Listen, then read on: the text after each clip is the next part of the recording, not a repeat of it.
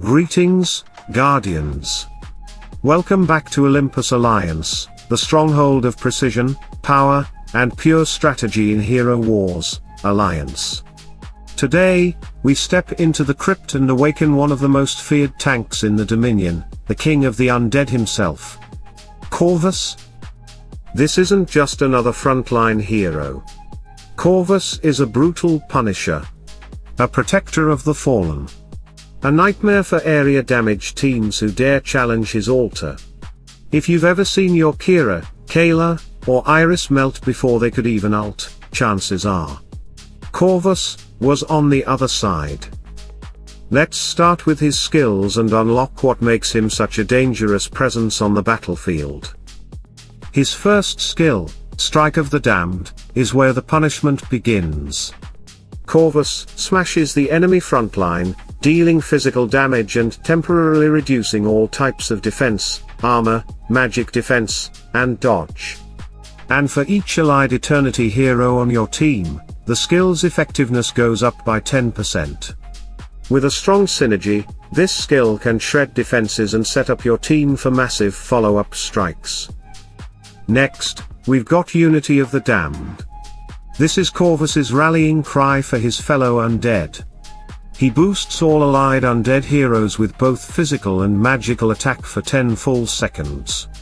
It's more than just a buff, it's a tide turner in mid-fight, empowering heroes like Morrigan, Phobos, or Dante to unleash their full potential with boosted power. But Corvus's most iconic move. The Altar? Altar of Souls creates a ghostly monument behind your team. Every time an enemy deals damage to one of your heroes, the altar hits back. This isn't just passive protection, it's revenge in its purest form. And it's not easily broken. The altar only loses health when your allies take damage, meaning it stays up as long as your team survives. The multiplier here scales with Corvus's max health, making his durability directly fuel his vengeance. Finally, we have Royal Defense. This defensive mechanism activates automatically when an ally's health drops below 20%. Corvus instantly pulls that ally toward the center of the team, out of danger. It has an 8-second cooldown, and when used right, it can completely change the outcome of a fight by saving your backline from certain doom. Now that we've unpacked his toolkit, let's look at how to properly build the Undead King. Corvus belongs to the Way of Eternity and positions himself right on the front line, even ahead of most other tanks. That means he needs to be built like a wall, one that hits back. When it comes to item selection for rank progression, prioritize gear that enhances his health and armor. Items like Dragon Shield, Minotaur's Head, and Cosmic Tremor are key during the Violet stages. As you move to Orange and beyond, especially at +3 and +4, focus on pieces like Blued Plate Armor, Radiant Armor, and Unity of Extremes.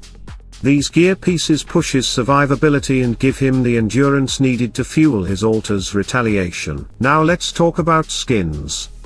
Corvus currently has 6 of them: the default skin, armor skin, physical attack skin, magic defense skin, a health skin with A+ version, and toughness. The most critical skin to boost first is his health skin.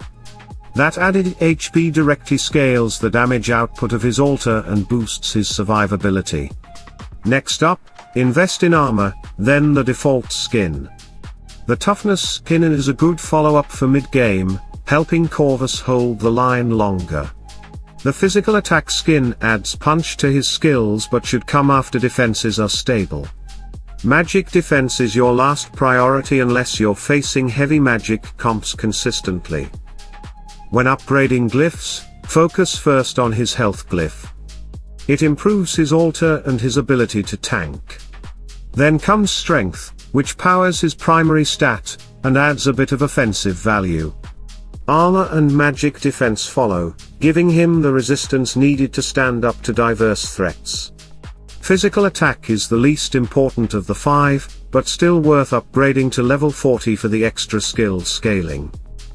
Artifacts are where we round out Corvus's power. His weapon artifact grants bonus armor to the whole team whenever he uses Strike of the Damned, a nice team-wide defensive boost, but not the top priority.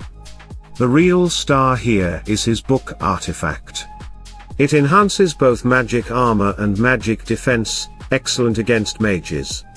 His ring artifact improves strength, reinforcing his primary stat and bolstering survivability. If you want the cleanest upgrade path, focus on the book first, then ring, and save the weapon artifact for last. Now we move to the gift of the elements. Max this out without hesitation. Corvus relies heavily on his health to make his altar count. Boosting health and physical attack ensures he stays alive long enough to punish every attack the enemy makes. Talismans are the final layer. Corvus's first talisman combines strength and physical attack, great for reinforcing both his tanking and offense. His second talisman provides armor and magic defense, turning him into a fortress. If you're fighting area damage teams like Kayla or Iris, lean into health and physical attack. If the enemy team's burst damage is too heavy up front, go for the armor and magic defense option. You can rotate these depending on your matchup.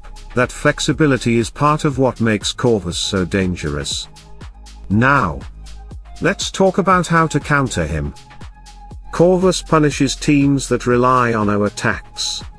But like all heroes, he has weaknesses, and if you know them, you can break through his walls. Start with Kark. He's one of the best hard counters to Corvus.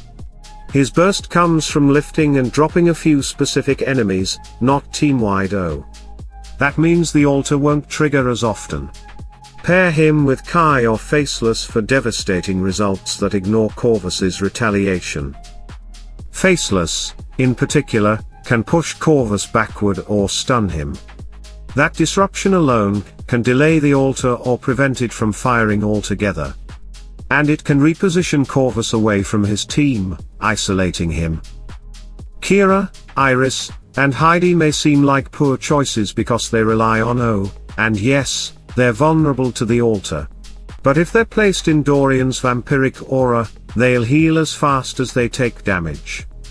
That turns the altar into a speed bump instead of a wall. Dante can also play a strong role here. His fourth skill, Shackles of Weakness, decreases Corvus's primary stat, strength, for 7 seconds. That weakens both his durability and his offensive scaling. Combine Dante's disruption with fast attackers, and Corvus won't last long enough to cause trouble. If you know what you're doing, Corvus can be broken. But if you walk into his altar with no plan, he'll bury your team before they even get started. So, Guardians, what do you think of Corvus? Are you using him as your frontline nightmare, or have you found the perfect way to bring him down? Let me know in the comments below. And if this guide helped you dominate the battlefield, give it a like, subscribe to Olympus Alliance, and stay tuned for more deep dives into the heroes of Hero Wars, Alliance. And until next time, salute and friendship.